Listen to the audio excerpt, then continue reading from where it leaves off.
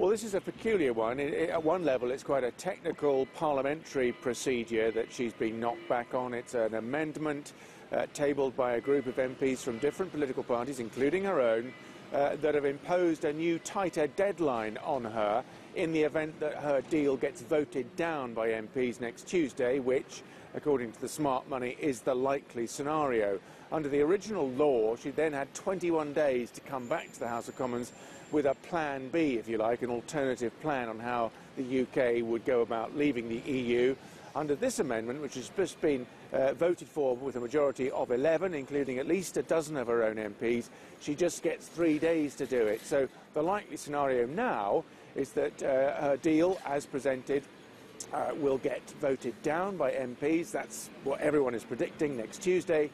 And she'll have to come back then on the Friday, next Friday, with a new deal, which will also be voted on the same day. So it dramatically shortens and tightens her timetable, her room for manoeuvre, if you like. So in that sense, although it's a small procedural setback, it has very big implications to this whole Brexit drama.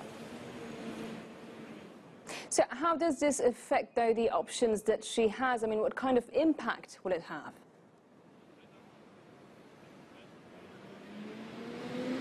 Well, the options were never particularly good for her. One of them was to try and come back to the table with more or less the same deal after it was defeated the first time, so give the MPs a second chance to have a look at the deal, and all the while with the clock running down, it was hoped that they may sort of take fear and vote for it to avoid the calamitous no-deal Brexit on the 29th of March.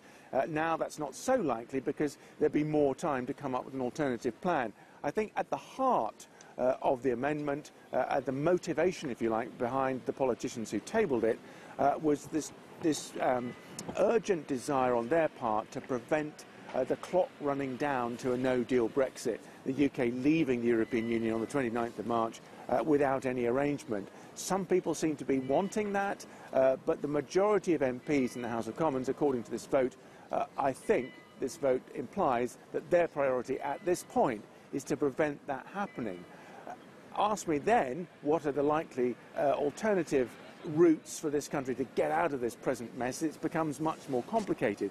I think it makes the no-deal Brexit less likely, and I think it perhaps opens the way eventually to a greater chance for this second referendum happening, but it's by no means clear. So it's a very complicated process, but it has had significant impact on how the Prime Minister can move this process forward. It's tightened her options for sure.